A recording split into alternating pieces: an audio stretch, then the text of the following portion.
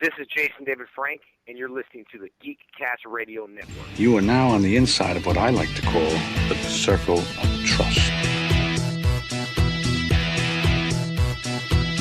We are all connected in the great circle of life. You know something, Bert? What? I think you and I are going in circles. It feels like we're going in circles. The circle is now complete. When I left you, I was but the learner. Now I am the master. Because it's a circle. Yeah, we heard about the circle. Yes, we're familiar with shapes. Hi, this is Chuck. This is Dan without Greg, and we are Talking in Circles, brought to you by the Geekcast Radio Network, the podcast that's back after a week off. Yes, last week we were just too much going on, so we were often doing other things, but we're back. A little Gregless this week. Unfortunately, he's off on special assignment as he's at Baltimore Comic-Con, which I'm sure he'll come back with a lot of stories of next week. Today we're actually going to have a little bit of a layback episode. There's a bunch of stuff we're going to get to, but before we get to all the fun, how's things going with you, Chuck? Not too bad. Like you mentioned, we were all pretty busy the last week or so here. And then this week, unlike me, who, when I missed the last episode, I was on vacation, Greg is legitimately on assignment this week as he's at a Comic-Con. So he's going to actually have something to contribute when he gets back.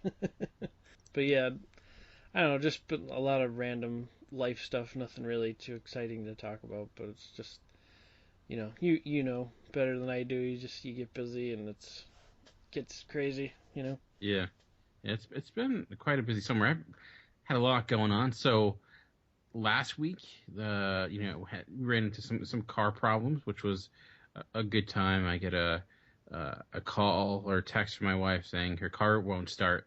I'm like, well, that's fantastic, and you're supposed to have the good car, but she has one of those automatic, the push start car keys. So you don't actually, you just walk in, it centers your key, and you push it, but it wasn't like recognizing it. So I think, maybe that battery said. So I actually went down to my key would work because didn't work either.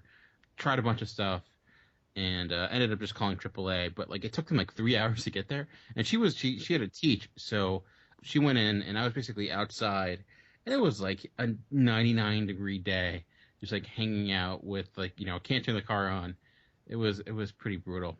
So just waiting there for a few hours, and that was actually last Thursday, which is a big reason I'm like I don't even feel like podcasting because that kind of took all the one out of me, it was not a fun time. But I ended up just needing to charge the battery. Just they jumped us, and it was fine. So don't know if she left a light on or something like that, but it's working fine now, which was great because I was worried it was going to be something electrical, and that would have been a huge pain. So right, like there's another $300.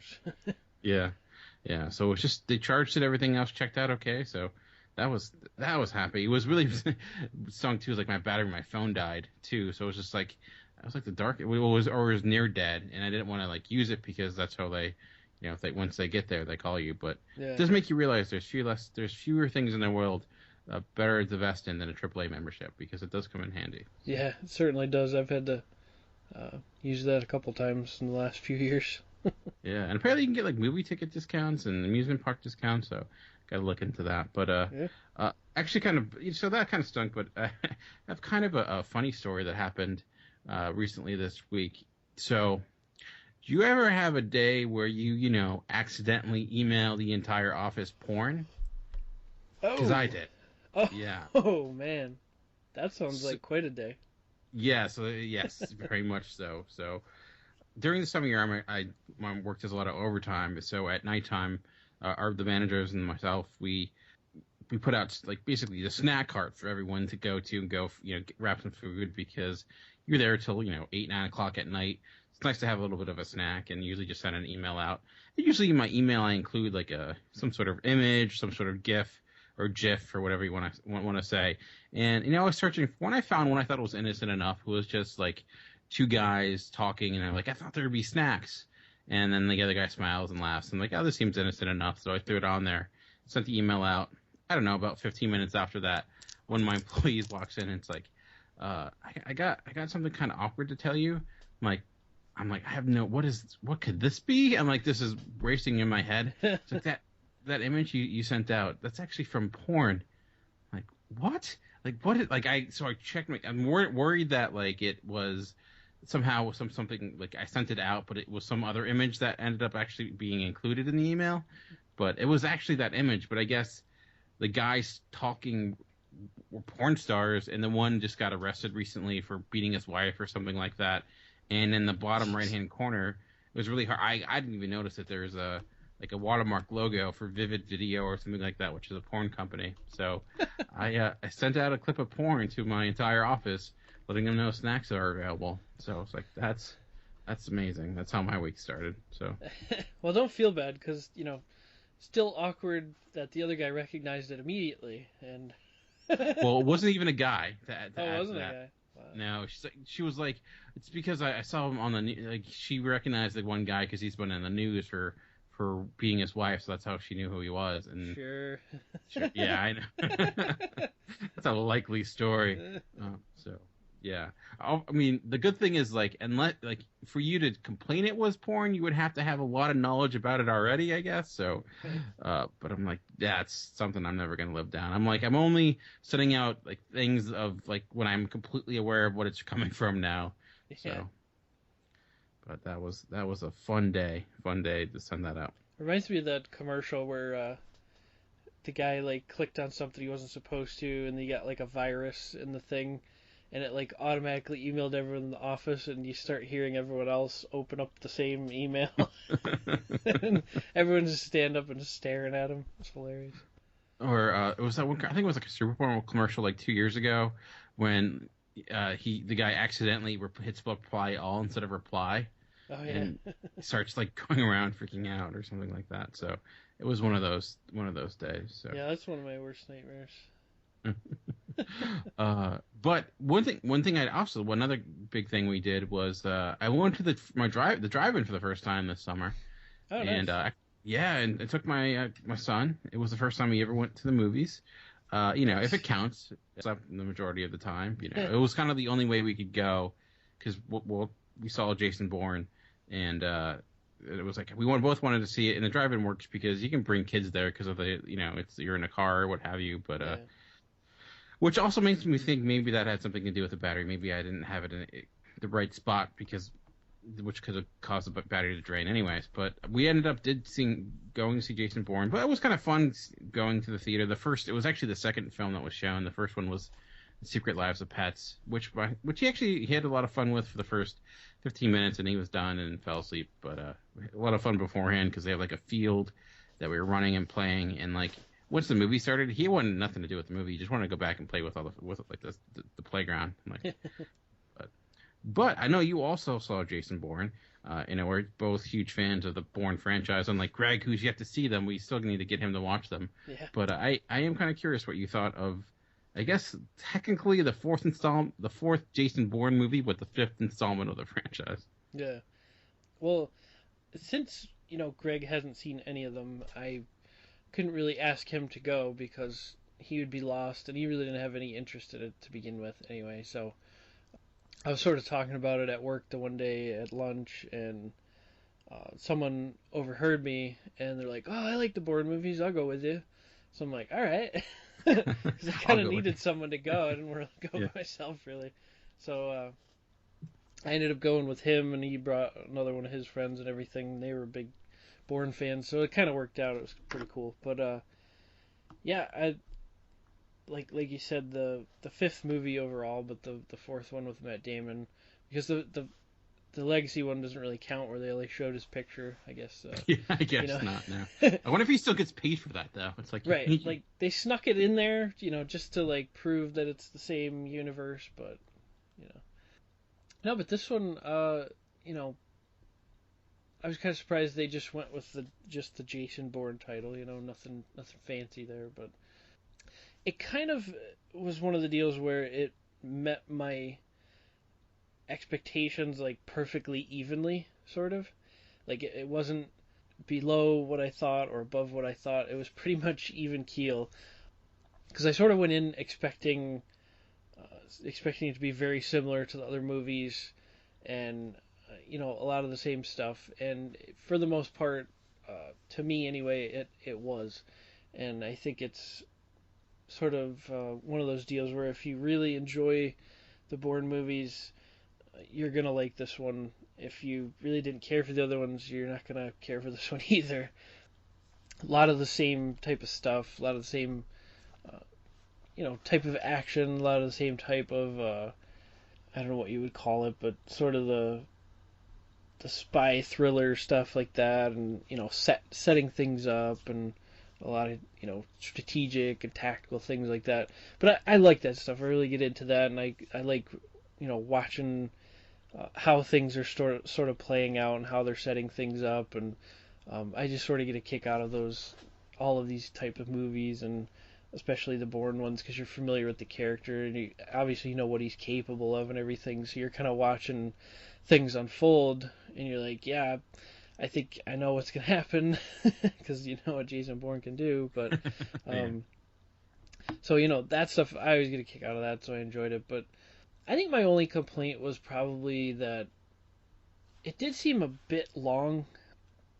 Maybe maybe somewhere in the middle it got a little bit long, but I think the ending of it, probably the last 20-30 minutes or so, I thought was really, really exciting, really intense, and I thought they ended it really, really well.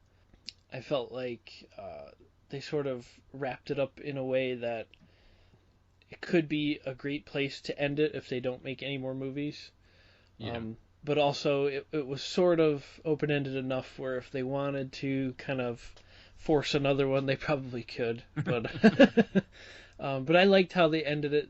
To me, it was sort of like, I felt like, all right, this is probably the last one. Like, I could see, I would be happy just stopping here, with how it ended and everything. Yeah. And it was sort of satisfying in a way, because you sort of, without really giving anything away, but you see him try to kind of do this one last thing at the end where he kind of shows, what you would say, like his tactical intelligence. He kind of shows off one last time right at the end and everything, and even when you're not really expecting it. So that was really cool how it ended. And like I said, maybe a little bit slow in the middle, but I enjoyed. I enjoyed his performance. It didn't seem like he was in it a whole lot as far as like dialogue and things like that. It was a lot of setup with like Tommy Lee Jones' character and stuff like that, which, by the way, is looking really, really old. I was like, wow, Tommy Lee Jones, man, he's getting old. Yeah. But he did a great job. I thought the other agent that they brought in, he was pretty exciting. Still very reminiscent of like some of the other guys that they had in the other ones. So that was one of those things where it was kind of more of the same.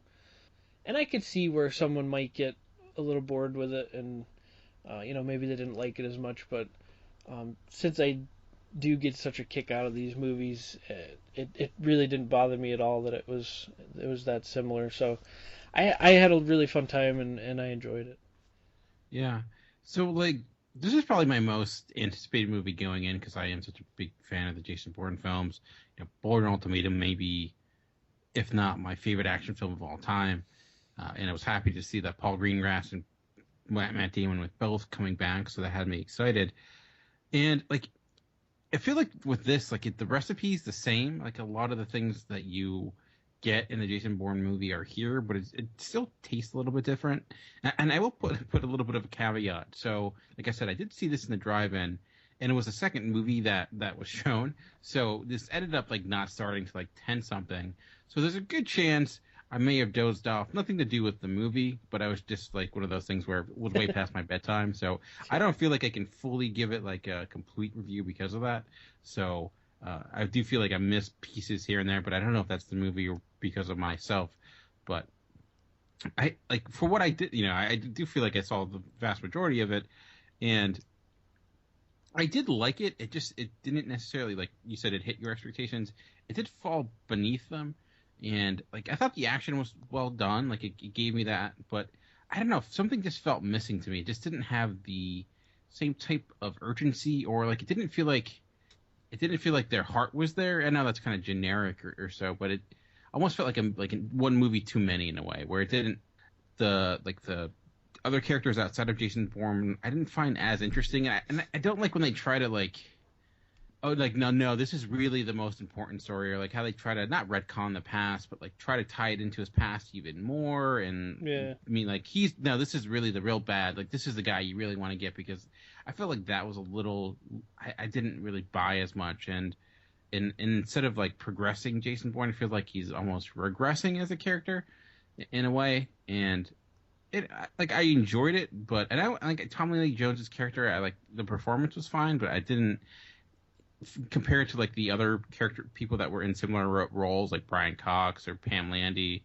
or Daniel Strathorn, or I forget the exact name, but from the past films, like I really wanted to see Jason Bourne take them down. Like there was something about him, or not with Pam Landy, she was more even keel, but I felt like there was an interesting dynamic and like supremacy, and I didn't have that as much. Like that was kind of missing that piece. Yeah. The set pieces were all fantastically done. There's like the motorcycle chase, and the last, like you said, 20-30 minutes is like amazing in Vegas, but it just, I don't know. It's still good, but I would rank it as better than the last, like the Bourne Legacy, but I would probably put it underneath Identity and Supremacy and Ultimatum, and I still think Ultimatum's the overall best one for me.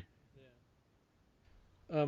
What did you think of the girl's character? And I can't think of her name. You probably know it offhand, but I guess that's another piece. Like I forget her name too, but we're basically replacing Julia Stiles, and yeah, I didn't necessarily buy as much, without spoiling anything, the path her character goes down.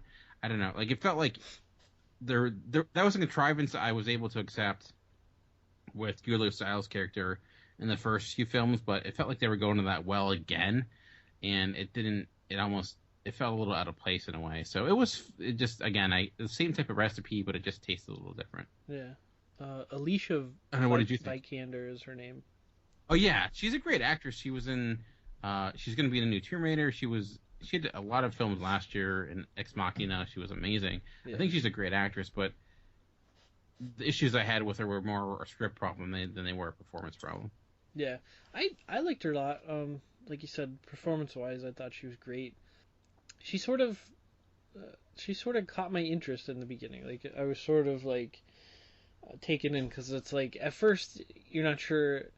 I mean, you're probably more familiar with the actress than I was, so you probably knew she had a little bit bigger role. But as myself, just kind of coming into this and seeing her in there, I wasn't really sure who she was, and I thought maybe she would be more of a secondary character. But as things started going along, she, obviously became more and more involved in the plot, and so she kind of like captivated me in a little way, because just because it caught me off guard and I didn't know who she was, and just how she kind of emerged and everything. Like she's like a seemingly sort of a lower ranking employee here, and you see Tommy Lee Jones sort of giving her the reins a little bit more, and for whatever reason it just intrigued me, like that thought. Maybe I was trying to compare it to my job, and like someone giving you the reins of a big project or something when you're, you haven't really proven yourself yet. But and it was cool how, once it developed, again, I don't want to give away too much, but she was sort of like almost sort of playing two ends, sort of like playing both sides, and that sort of interested me. I thought her performance was really well, she did really well, like you said, and maybe some of the script was a little bit weak and stuff, but I really didn't mind too much. I was kind of intrigued by her, and I really, really enjoyed her performance. And then at the end, her interaction with Jason Bourne was pretty cool. I liked how they wrapped it up. So, did you feel like action scene wise, like, does it measure up? I know Bourne's known for his car chases. This has some as well. How do you feel that they compare to like the last few films? Yeah, honestly, it's been a while since I've seen the last two, Yeah, okay. but I think it compared pretty well. Like I said, I thought it was a little bit slow in the middle, at some points. I thought the whole escape thing at the expo in Las Vegas, I thought that was pretty well done. Yeah, yeah. You know, with the just kind of people getting lost in the crowd and like, I think almost like I know it's really sad to say, and in no way am I trying to make light of anything, but I think almost like events that have happened in real life, I think they're like taking things from those and they're trying to put them in the movie and like how people are reacting and how police and law enforcement's reacting and security and stuff like that. But it just felt like really like real, and it was very intense, those scenes when they were trying to escape the expo and you know he's trying to blend in with the crowd and everything. So I thought that was really well done. The car chase at the end you mentioned, obviously, like once that started happening too, I'm like, okay, we're getting close to the end because here's the car chase. It's always got to be the car chase at the end. So yeah, it's interesting you mention the like real life events, because that's very much the truth with the beginning, because you have you know, all the grease things that are going on and the kind of the riot that takes place. So that is very true. I think like the tying in the real life event to the first film was almost by happenstance, not like because a lot of the stuff was done before a lot of things changed, but I think this one was I think more pointed and on. Obviously, they were certainly making note of real life situations like you were mentioning. Yeah. So yeah, in that respect, I mean, it felt very real to me, and in those types of intense situations. The only thing I really had a problem with in the action, I think, was I thought the camera movements were very, very quick and shaky a lot more than the other ones for some reason, to me anyway. I don't know if it was just the theater I was in particular, or maybe because I sat a little bit closer than normal, but like it was really like moving around a lot in the beginning at least, and I sort of had trouble like focusing on things in the action scene. It was a little bit too fast for me, I thought, but I don't know if you noticed the same thing. Maybe you at the drive-in, maybe you had like a little bit farther vantage point, but yeah. I felt like the one spot I did notice that was with you know, within the grease situation sequence, and you had the sniper sequence, like that was a little bit more chaotic. I felt like it was hard to kind of place where everyone was, and that's where I noticed it the most. But I felt like it evened out near the end, because Greengrass is known for a shaky cam, and certainly a lot in Ultimatum and Supremacy, but it works. But I thought it was about the same here. Some of the like MMA fight ones, I felt like it was a little more excessive. I do like the idea though of Jason Bourne being like a blood sport fighter. That's just it's pretty amazing. So it was. But yeah, I mean, I was happy with it, but still, again, I categorize it as disappointing, but still enjoyable. Yeah, and like I mentioned, I really enjoyed the ending, how they wrapped it up, but what really kind of drove it home for me was the music at the end by Moby. The song is called Extreme Ways, and they play it at the end of every Bourne movie. And I'm like, they better freaking have this music at the end, because I'm like, that is the Jason Bourne theme music. Yeah. And, you know, they weren't really like playing it, and then finally, like, you know, it ended and the credits were rolling and they started playing the music, so I was like, yeah, all right, I'm happy. we got my fix. Got the Moby music in there, and I was pretty happy with that. But yeah, that is like his unofficial theme. It's I don't even like Moby, but I like that song. So. Yeah. So very nice, very cool. So the other thing I did get a chance to do too was I've been reading a good deal of comics, and I finally got the opportunity to sit down and read a lot of the DC. I don't know if a lot's the right word, but a good amount of the DC Rebirth stuff. And I'm not going to go through every single one, but as many people well know, DC Comics recently had their, I don't know, another relaunch or reboot or what have you. And we talked about the DC Rebirth issue, the one shot about a month or two ago when that came out. And I've been holding off and like actually reading the Rebirth issues because I wanted to kind of see what people are saying, like what ones are worth picking up, maybe waiting for trade. But eventually I just bit the bullet and picked up a few. So I read nearly all the Rebirth issues for the most part. Batman, Wonder Woman, Flash, Titans, Aquaman, and some of the #1 issues as well for Batman and Superman and Aquaman and Green Arrow, and just to see how they are, see which ones I like the most. If there's any ones I think I'll actually continue with. So I heard the Aquaman one is really good. Really, I would say like I don't know why, but that was probably the one I was the most disappointed in. I think they're all pretty solid for the most part. But I don't know. I guess I was thinking I really loved the New 52 Aquaman when that started out, and I think maybe that's what I had in mind. And so overall, like my general opinions is DC Rebirth so far is good, but it's a little confusing to me in the sense of like it's like I don't really understand what's being rebirthed, if that makes any sense. It's so basically there's 10 years that are gone away, but like.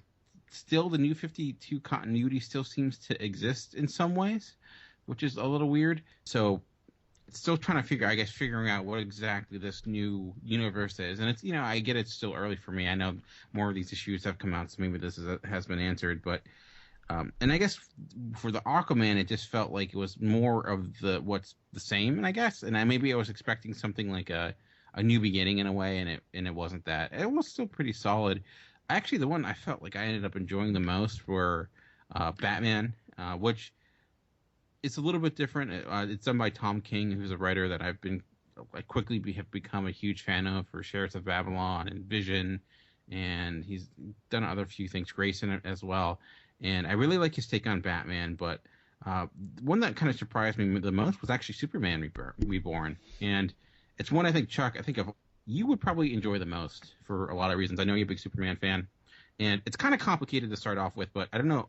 This isn't really a spoiler, but so the New 52 Superman is dead, but there's still Superman, and the Superman that exists in this world is the Superman from before the New 52 or before like the Flashpoint or whatever you want to call it. So he is the Superman that went through the death of Superman. He's the Superman who went through all that stuff in the 90s. Yeah. He's married to Lois Lane, has a son.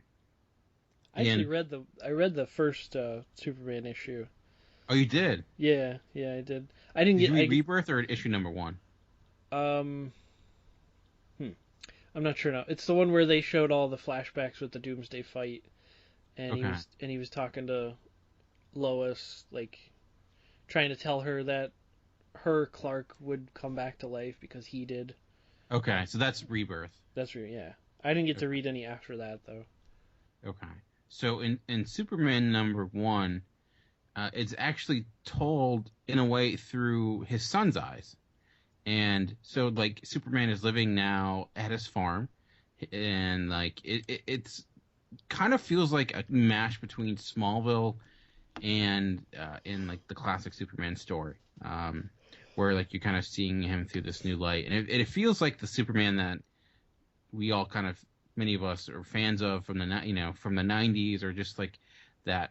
There's something unique or larger than life, and I think using like the son as a surrogate makes a lot of sense because he is that. He's like almost like everyone's dad in a way, for good or bad, for all that entails, from the dad humor to being that model citizen or what have you. So and.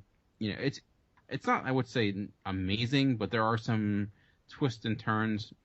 And then Action Comics, I think, is more that I've also read.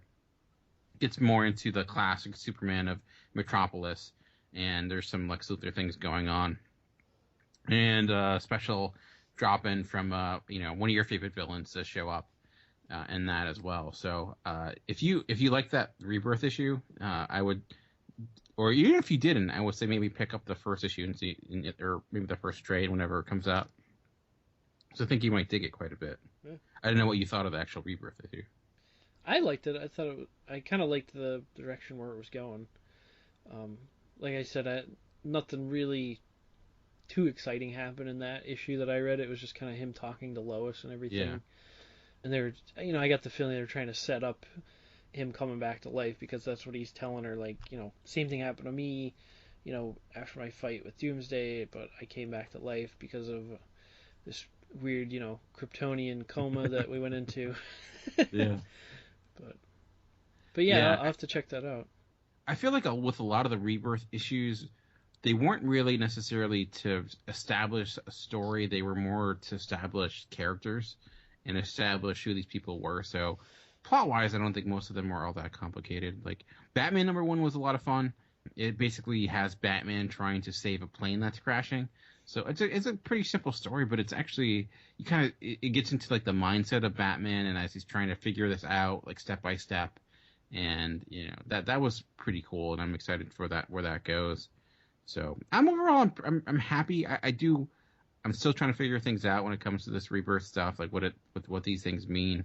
Yeah. I think if I was a huge DC fan, like if I knew all about, like, and had knowledge of their back history and, like, had a lot of affection for what these characters used to be, it probably would work a lot more. And it's weird, but as someone who doesn't have that, it just feels like I am kind of missing something that I should already know. Yeah. That's what I was going to ask. Like, have you found anything else out about, like, the Watchmen angle, or, like, what is that all about, that reveal that they had in the Rebirth issue? Or the only ones that have touched upon that were actually the Flash issues. Okay. Flash Rebirth and Flash #1. And Titans Rebirth, they touched upon it a little bit, but Flash Rebirth was almost like the second issue of the Rebirth story. It kind of continued some of the. It started off before the Rebirth issue, and then had scenes directly from it, and then kind of continued the story from there. So that's the only one so far that's tied into any of the Watchmen stuff. Again, I'm only one issue in for all these, if that. So I know there's 3 or 4 issues for a lot of them by now, so that may have changed, but they haven't really gone that deep. I feel like it's going to be something that they maybe don't get into for the first maybe 6 or so issues, or I don't know. Yeah. But interesting. Yeah, I mean, I'm excited. I think DC's trying to right the ship, but like I said, I still feel like they're still figuring out what all this means. Maybe they know, but I'm still kind of confused about where all these places are. But they've all been pretty solid teams. Green Arrow has been pretty good. That one, it seems like it's getting back to, it's like a mix of what Green Arrow used to be with the TV show in a way. Like, so that's been pretty good, but better than the TV show and not as weird. Hopefully not the 4th season of the TV show. No, I think more season 2. So nice. Oh, speaking of that, I just want to mention real quick. Did you see? I just saw this today. They actually cast Dolph Lundgren to be a villain in the flashbacks for Arrow season 5. No, they did not. Yes, that is they amazing. did. They're still having flashbacks? Didn't they already catch up with it? Well, no, because this is the 5th season, so this will be the 5th year of on the island. So they said this is the last year of the flashbacks because this will explain the final year that he was missing. So they actually, like they were saying too, they have a lot to explain. And Stephen Amell actually went through and made a list of things, and he met with the producers and everything, and he's like, we need to address these things. Like, how did he, make his first bow? How did he make his costume? How did he do all these things? Because they haven't really, completed that picture yet, so to speak. So yeah, this is the last, year of the flashbacks. They need to address all those things, but they're looking for a really good villain because the show has suffered since Slade Wilson has sort of went away. So I don't know what textbook says to go get Dolph Lundgren when you have a problem finding a villain, but I know usually if you need your franchise to be reestablished, you get The Rock. So, yeah, but it's enough to intrigue me because I'm an '80s kid, so of course I know Dolph Lundgren and I'm very familiar with his stuff. But did they say what character he's playing? Not that I read. They just said that they casted him. He's the main villain of the flashbacks, though, not of the current time. Maybe but just he's like some sort of soldier or something like that. yeah, I guess he's like I think it's something to do with Russia, and so he's playing the Russian again. They're gonna explain something about how he got how Stephen Amell's character Oliver gets some of the tattoos that he has and stuff like that, and wherever it's gonna take him, I have no idea, but I thought that was interesting though. It's enough to kind of pique my interest because when you have a problem, you turn to the 80s to kind of pull yourself out of it. So yeah, there you go. Eye of the Tiger. Nice. You think you're gonna go? I know you said you didn't finish season 4. Are you gonna finish and go season 5 or? Yeah, I will. Yeah. I think season 4 just really, really left a bad taste in my mouth though. Like, and I think it was just the weakness of the Damien Dark character. Like, I just did not care for him at all. Like, I had no interest. He didn't scare me at all for whatever reason. It was incredibly lame. And I mean, I don't want to like rag on the actor too much because I do like him and I liked him as Dum Dum Dugan and stuff like that in Captain America, and I think he was in some Band of Brothers. He was really great in Band of Brothers. Yeah, he was in that. And he's in that movie with The Rock that was pretty entertaining. Walk the Line. Yeah. No, Walking Tall. Walking Tall. Yeah. Walk the Line's the Johnny Cash movie. Right. So, Walking Tall, the Line is the Rock Johnny Cash movie. Right.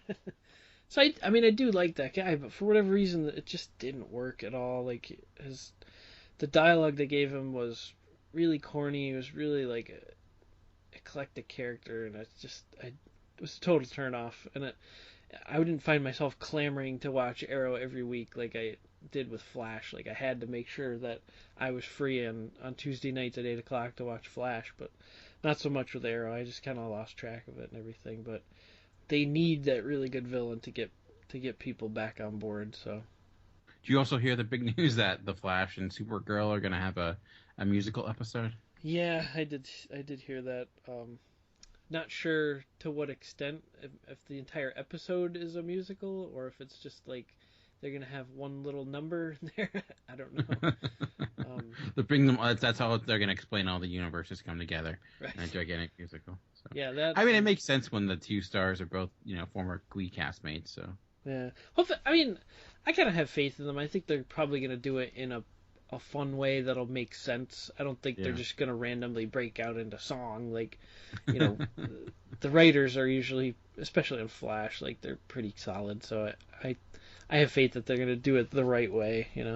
Yeah, you've had some shows like Buffy had a musical episode. Some other shows have done musical episodes. As when you have 22 episodes in a season, you can afford just to do one. One for fun. What do you think of the guy in the Superman picture for Supergirl? Like I said, I tweeted out like he looks like young Adam Carolla. Yeah, you know what, he kind of does. Yeah. But I think he looks fine. I'm surprised that they're going like with the suits that it is very much like the suit from the movie. I thought they would go with the more traditional one, but I guess not. It was funny. Like, I mean, I'm willing to give the guy a chance. He doesn't really look the part right now, but I'm willing to give him a chance. But I just thought it was funny because I saw a tweet. It was a picture of him, I think, with Stephen Amell. I don't know if you saw that particular picture. I think I did, and he's like half the size of Stephen Amell. Yeah. And not only that, but it's like someone commented on it. They're like, I thought that was just a fan getting his picture taken of Stephen Amell. A fan in a Superman costume. And I'm like, yeah, you know what? I can totally see that. Like, it just looks like some nerdy fan in a Superman costume that just met Stephen Amell. It's like, hey, can I get a pic with you? Like, that's what it looked like. It's like, nope, this is Superman in the Arrowverse. So. Hey, I mean, if Dean Cain can be Superman, anyone can, I guess. Yeah, that's true. Speaking of things, did you see the newest Luke Cage trailer? I did not see the newest one. No, I saw the one from Comic-Con. The one that came at Comic-Con. Did they release another one? They did. Okay. I check it out. I didn't realize it until someone commented on our episode post about it, and I saw it, and man, I am stoked for that series. It looks great. Yeah. I saw that there were like pictures and everything, but I guess I didn't see that they did a new trailer. Yeah, it has. I mean, excited because there's some castmates from The Wire because that's required, but it shows you who the new villain's going to be. Cool. And it's interesting because I feel like with these Netflix shows, Marvel's done a really good job of like the tone has been the same, but the style has been different with each one. Yeah. So this one's definitely, not to be cliche, but certainly a little bit more hip hop. I love how it's like really using Harlem, and I had like some hesitations regarding the guy playing Luke Cage, like when we talked about the Comic-Con stuff. Yeah. After seeing that, I have none. He's got like I think the perfect sense of humor to make it work. So I'm super excited. Nice. I will have to check that out. Very cool.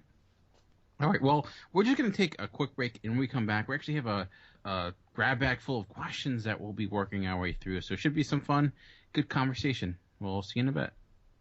Because the world needs another movie podcast. The Geekcast Radio Network presents for your listening pleasure, The Cinema Geek. Hosted by Amanda, Kevin, Matt, and Dan. Each week we dive headfirst in the landscape of movies as we discuss movie news, play movie games, go in-depth on reviews, and even have a top 10 countdown or two. Also, don't miss our director retrospective series, where we review noted directors' movies film by film. Bottom line is, if you love movies and love podcasts, you need to experience The Cinema Geeks. You can find us on iTunes, Blog Talk Radio, or GeekCastRadio.com. Hey guys, this is JD from the In Session Film Podcast. Every week on our show, you can join my co-host Brendan and I as we review the latest films that's out in theaters. It also inspires us to discuss a top 3 list of some sort, and we have a lot of other fun movie discussions as well. It's always a blast. And we also have a show on Fridays called our Extra Film Podcast. This is a show that gives us the space to talk about the latest indies and art films and other classics that we normally just don't get to talk about on our main show. You can find our podcast on iTunes, Stitcher Radio, SoundCloud, TuneIn Radio, Player FM, and more. In fact, you can just see everything about us, including our social medias, at InSessionFilm.com. So join us every week. We'd absolutely love to have you.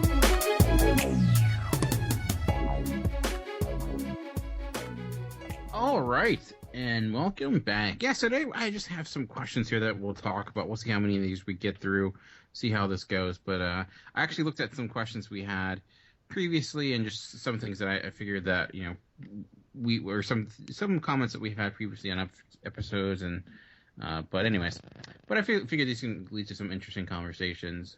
And, I was just talking about Rebirth and, fall TV's actually new seasons are right around the corner. So I figured this would be a good question to ask. And when you're starting a new TV show, when you're starting a new comic, it may be the same amount, maybe different. Do you have a certain amount of issues or episodes that you'll give something before you'll determine if you'll stick with it or not? Like, do you give the pilot, and then if that's not good, you'll do something else? Or, how long of a leash do you give something, or overall? I would say a minimum of 3 for me, whether it be 3 issues or 3 episodes or something. The pilot or the first installment of whatever it is pretty important to me. If it grabs me right off the bat and it's really good, even if like the next 2 episodes are kind of crappy, I'll remember that first episode was awesome, and I'll stick with it a little bit more.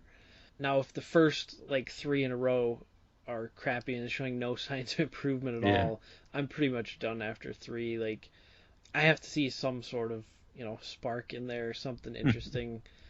Now, I know a lot of shows take a while to sort of get their footing, and one example I can think of is probably Gotham, because I watched the first 3 of that. I think I even stuck around for 4 or 5, and it just was not what I thought it was, and I just sort of abandoned it. But now I hear it's really good now for some reason, but now I'm so far behind, so I'm still kind of discouraged and not willing to watch it all to catch up. But that's sort of the one example I could think of. But yeah, usually 3-4 episodes I give it and go from there. Do you have has there ever been a show that the first episode was just so bad you're like, nope, I'm done here, I'm not even gonna give it another episode or 2? I think, there was a show. There was a show, oh gosh, it had to be like 4 or 5 years ago. I think it was called The River or something like that. It was more of like a a scary show. It was more a little bit in the horror genre kind of, and it was something about this lady's husband disappeared, and it was like way down in this swamp or rainforest or something like that in this other country. And my girlfriend at the time and I remember seeing the previews for it, and we were really excited for it, and like, oh, that looks really interesting. And we watched the first episode together, and it was like terrible. Like it was so bad. It was not what we were expecting at all. So I never even watched the second episode of it. Yeah. So it can happen if it completely bombs out in the first one. I could definitely see just sort of pretending it didn't happen, just walking away. For me, like usually I give it everything one episode. Well, not everything, but anything I'm interested in one episode, and then I make the determination. Like I give there's 3 separate options I go through. Option 1 is I continue to the next episode. Option 2 is like, okay, this is one I'm just gonna wait on and then watch like when it hits Netflix or something like that. And option 3 is just like I'm just not gonna watch it at all. Like for example, last year with Supergirl, watched the pilot. It just like it did not seem like a show I would be interested in enough and to like catch up with every week. And time slot also didn't really work that well for me. I think it was like on Tuesday nights or something like that. I don't remember. Or Monday nights. I think it was Mondays. Yeah. Yeah, which like Mondays are usually really busy for me. Plus like NFL's on or something like that. So I ended up like I'll just wait for that. And I kind of wish I kept with it because I felt like a lot of people were saying it got better as it went on. Like Agents of S.H.I.E.L.D., I continued, and then by episode I forget which one it was. It was I think that one app before Gravitron, or I don't know, the second or third episode of the series, it just was like I can't keep up with it. Especially if my wife's not into it as well. Like if we both like it, I'll probably stick with it. Something like Walking Dead, for example. The first season was not great. The first pilot of Walking Dead, you mentioned, if it has a great pilot, you'll stick with it. Yeah. The pilot of Walking Dead is amazing. But then the rest of that season is like, and then, second season, it's, and then it gets good eventually. It gets there. But, again, it was another show that my wife and I liked too, so I stuck with it. It gets really good when they shoot the 8-year-old boy. Yeah, exactly. as often is the case with, once you do that, that's a good sign. But, so yeah, if it's a show that we both someone interested in, I'll probably stick out. But then I watched something like Ballers last year on HBO, and like after those first 2 episodes, I'm like, I'm done. I can't watch this anymore. Like it just wasn't working for me. It just felt like this isn't funny or dramatic. It just kind of exists.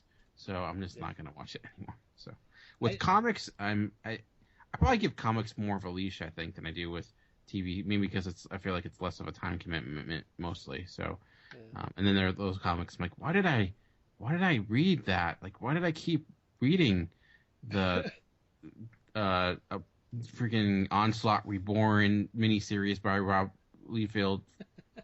Why did I read all that? Like, I don't even, but I did. Because you're just a fan deep down of, disproportionate body parts and limbs and stuff. I think it's a completionist to me. If like I start a miniseries that I know is a miniseries, I just feel like I'm gonna have to finish it for the most part. Yeah. That's interesting you say that, because I'm actually more strict on comics, and it's because like you mentioned how it's not as much of a time commitment, but for me it's a lot more of a money commitment because the freaking comics are like $4 a piece now. That's true.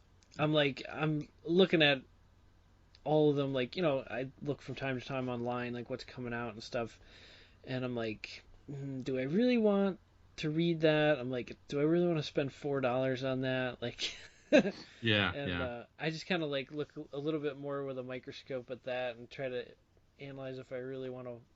Now, obviously, if it's something like Silver Surfer, Thanos, or X-Men or Guardians, something that really catches my eye, like I'll buy it and check it out and everything. But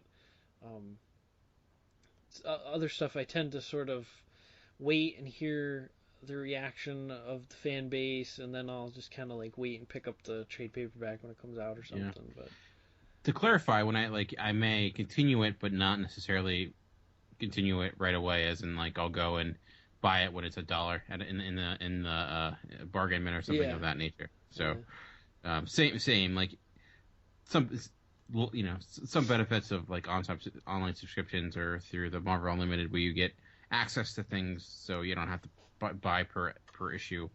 But if it's like you said, the good thing about Rebirth, I would say, is that the comics are only $2.99, so that's a nice reprieve from all the other expensive ones. Yeah, and it's interesting too. Like, I'm sure everybody knows this if you've been buying stuff for a while, but the Marvel trades are usually a lot more than the DC trades. Like, if you look at a book of like the same size, like it's pretty much the same thickness. Like, the Marvel one might be $25, and the DC one's $15.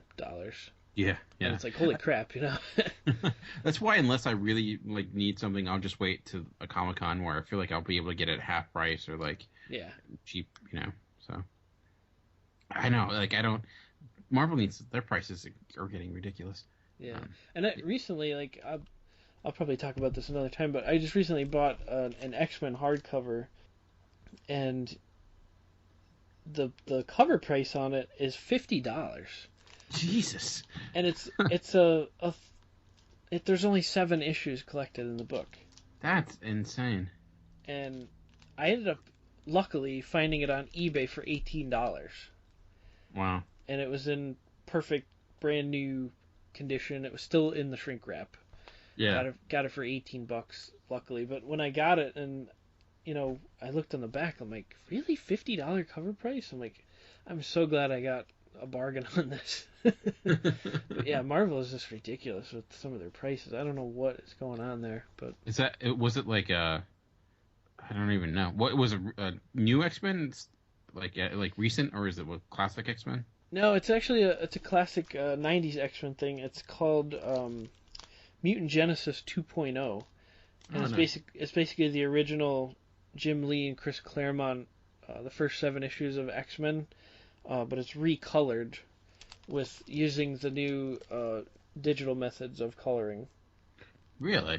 Yeah, and I cannot recommend it enough. It's freaking awesome. Interesting. The digital coloring looks phenomenal. It's so much better. Like, you do side by side with the original release from 1991, and it just enhances Jim Lee's artwork so much more. It's unbelievable. Speaking of X-Men in the 90s, you know what I can recommend you not waste your money on? The 90s X-Men series currently by Marvel. Oh, the X-Men 92? Yeah. Is it? Yeah. I think I bought the first issue of that, and because I just wanted to have the first one with the nice cover and everything. Yeah. But so it's not that good. It's weird. It like makes fun of the. I mean, not the 90s are not worth making fun of, but it's like very. It's almost like self-referential, and I'm not a huge fan of the art. Like it's like, I don't know. It just was not a huge fan of it. It just seems it's such a weird book. Speaking of something I couldn't go on with, I think I made it to the second issue. I'm like, I'm done. This is just the artwork just felt painful to me. I just could not get through it. So good to know, because I was thinking about picking up that trade when it came out, but yeah, I mean, I would say maybe flip through the artwork, see if it works for you, but it didn't. It felt like a really poor imitation of the 90s. Like, it was trying to be the 90s series, but not really, and it just, I don't know. Yeah. Felt like a kind of a cash grab more than an actual series.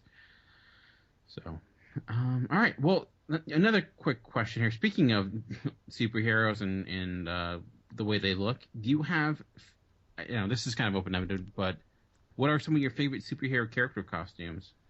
Just superheroes, or you're going any like villains or superheroes? Doesn't matter. Go with any characters. Boy, there's a lot of them. I tend to like the colorful ones. I'm a bit of a redneck. I like shiny, colorful things. Why you're a fan of 90s comics, all the like foiled and all the gimmick covers and everything. I got all those up on my shelf hanging out. I think, some of my favorite. I would have to include some of the 90s X-Men, the blue and gold team stuff on there. Like that Rogue costume, absolutely love that. That's probably that particular version of Rogue's costume is my favorite. I think, Wolverine's had so many.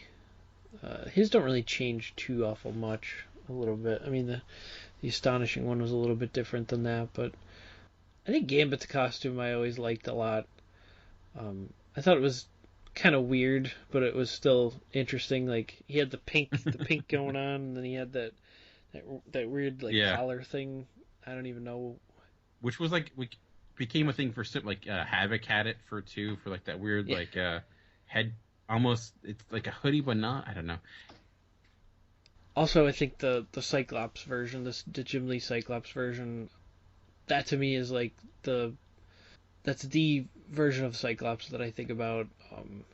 Like, I know a lot of probably the older generations think of some of the other costumes with his whole head covered and everything, the old, like, the darker blue costume, but I always liked the Jim Lee version. The Colossus costume, Colossus is one of my favorite characters, but I always liked that, for whatever reason, that contrast with the shiny silver skin and almost the chrome skin, and then he's got that red and yellow costume.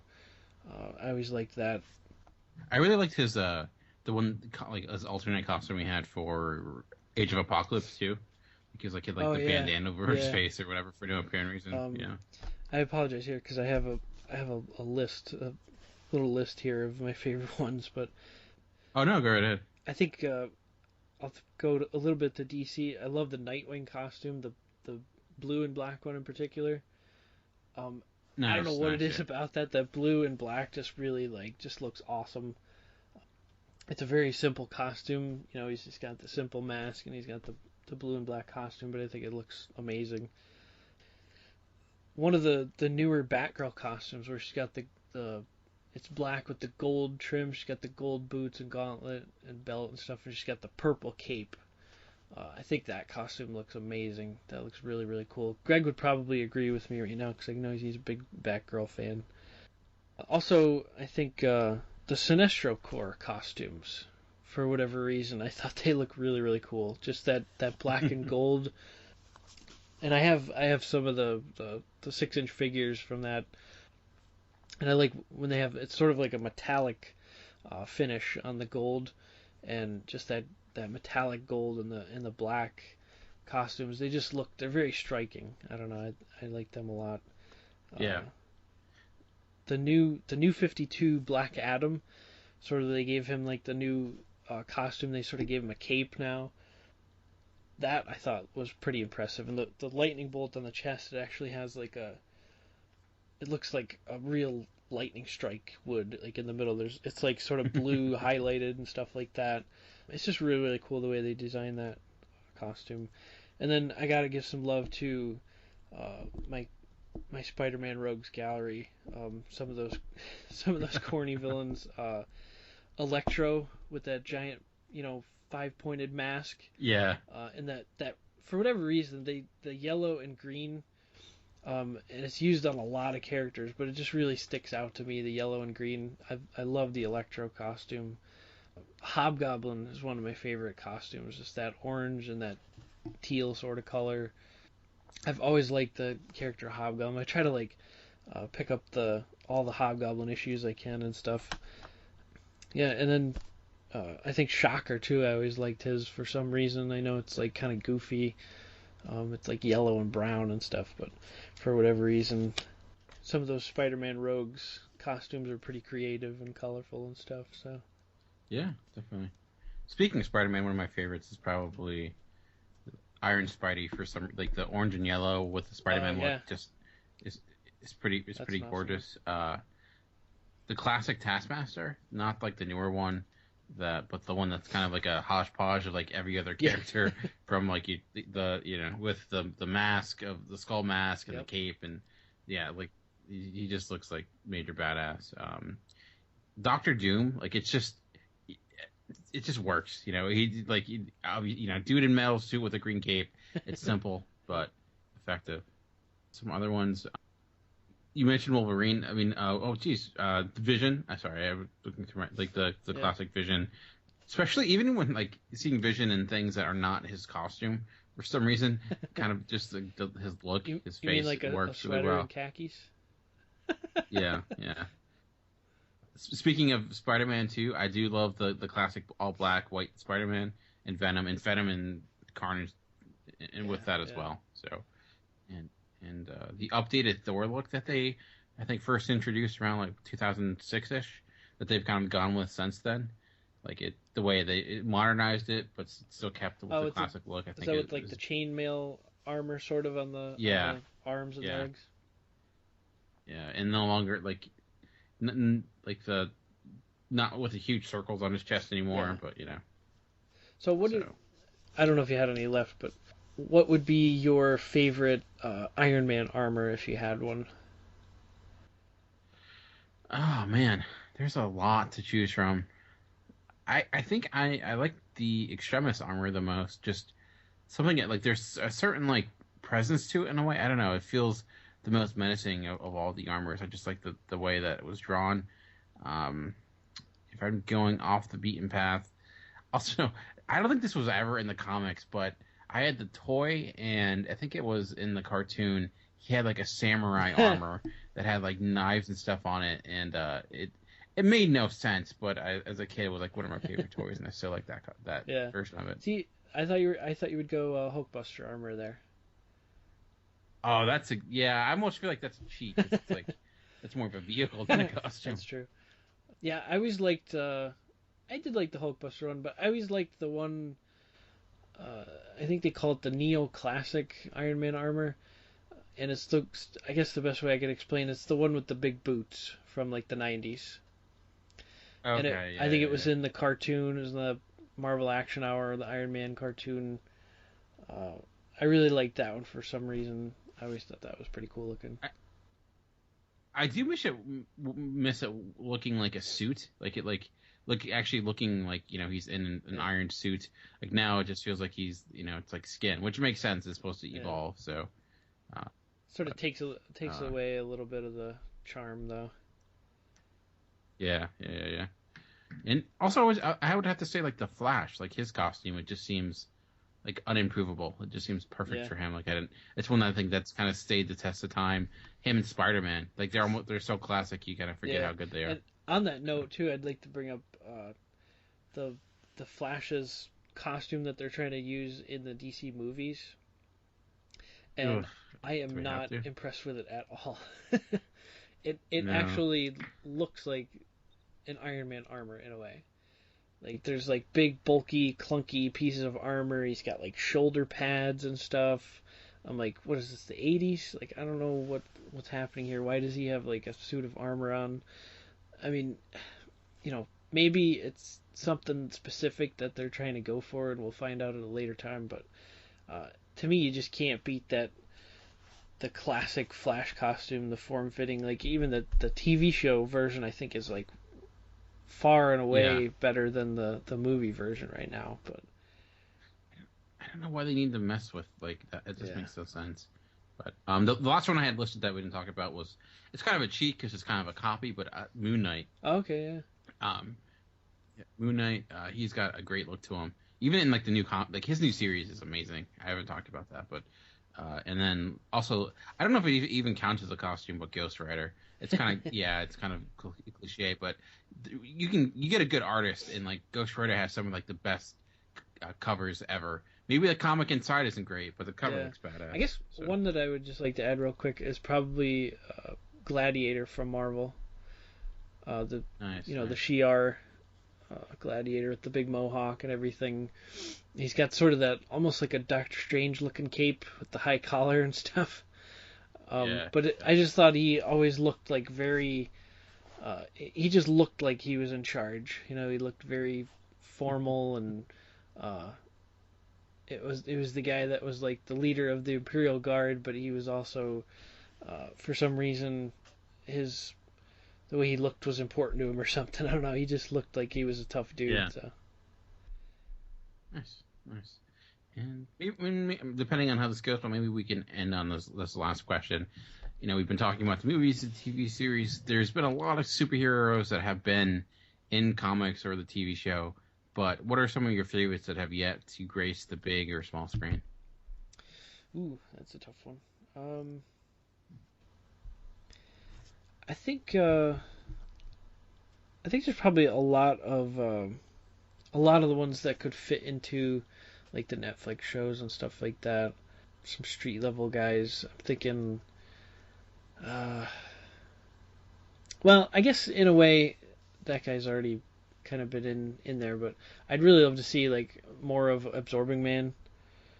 That wasn't Netflix, but that was Agents of Shield. But it was kind of cool the little bit that they did with him. I think there's even more potential there to kind of expand on that.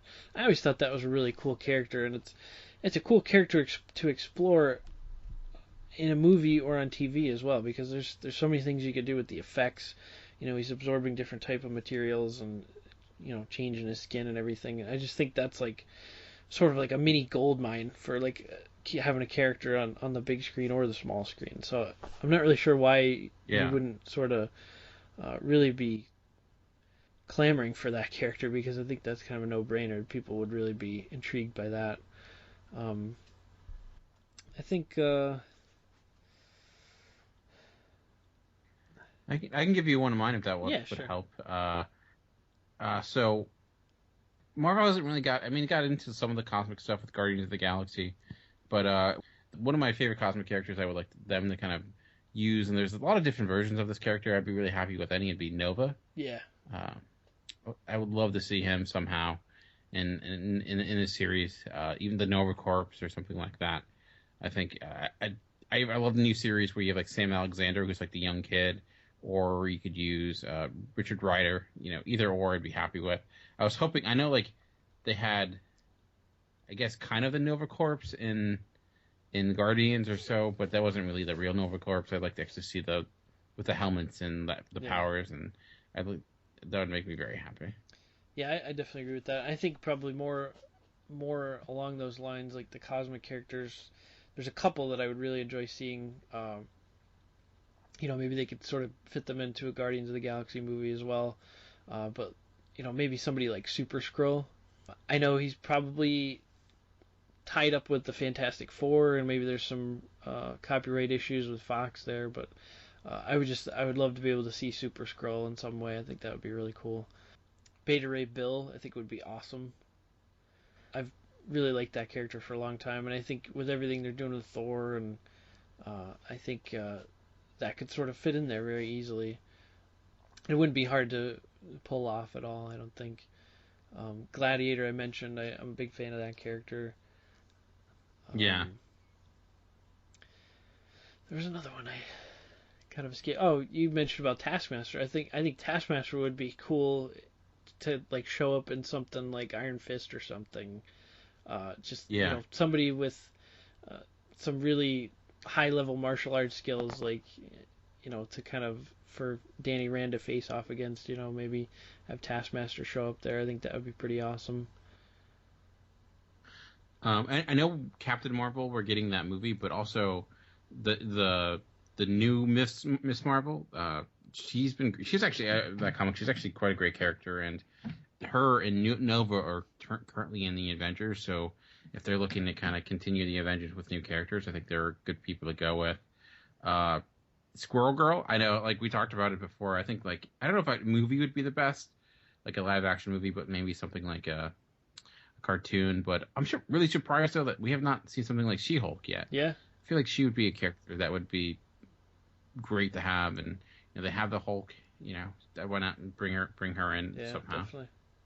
There's probably tons of other ones I could list. Yeah. Nothing's really coming around right now, but as soon as we stop talking about it, I'll think of like 5 more. Exactly. Like I don't know if you mentioned Adam Warlock. I know you'd love to see him. I know they've talked about the Inhumans movie. I don't know if that's still going, but I would like to see Black Bolt and Medusa. I honestly think they would make a better TV show. Yeah. In a way, like I said, Game of Thrones with mutants, I think would be exactly what that show would be like. I would love to see also. I know that the DC movie verse is just sort of getting off the ground a little bit, but and we're probably not going to see Green Lantern for a long time. But I would love to see a Sinestro Corps at some point. I think that would be pretty awesome. There's a lot of DC characters I would still love to see. So hopefully we'll get. In particular, I think I'd like to see Arkillo, who's a member of the Sinestro Corps. He was sort of like the second in command for a while under Sinestro, but he's the dude with like the really ugly face and the big teeth. Yeah. Okay. Yeah. And he gets his tongue ripped out by Mongol, but I just think he's a cool looking character. He'd look pretty cool on the big screen. So. I'm guessing we're gonna get Darkseid eventually, and but there's that's the thing is like we've had all these movies, but there's still a lot of great characters they can tap into. Like I imagine Moon Knight. I think Moon Knight would make a great TV series. But even like we're getting a Legion TV show, which I had no interest in, but seeing the trailer, I'm like that actually seems like it could work. So I'm sure there's like other characters like that are like, long forgotten but can make actually good TV shows. And like Cable, and I do love Cable. And hopefully he's in the next Deadpool movie. So. Definitely. But, all right. Well, we'd like to hear what are some of your favorite superhero costumes? What are some of the superhero characters you'd like to see in movies? And what did you think of Jason Bourne?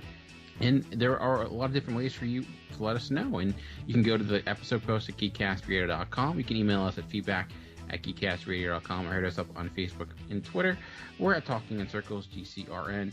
Chuck, you're also on Twitter. What is your Twitter name? I am at HeroicAgeChuck. And I am at Movie Revolt. And Greg is at The Crate Forge. But that'll be it for this week. We'll be back next week. Same time, same channel, same podcast feed. But for now, this has been Chuck. And this is where Greg would talk, but he's not here. And this has been Dan, and we've been Talking in Circles. We'll see you next week. I feel like I should have picked up the slack a little bit and maybe thrown in a couple dirty comments or something somewhere. Just it's just not the same though. And Emily Bet Records, Emilia Clarke. I don't know. Emily Ratajkowski, blah blah blah blah.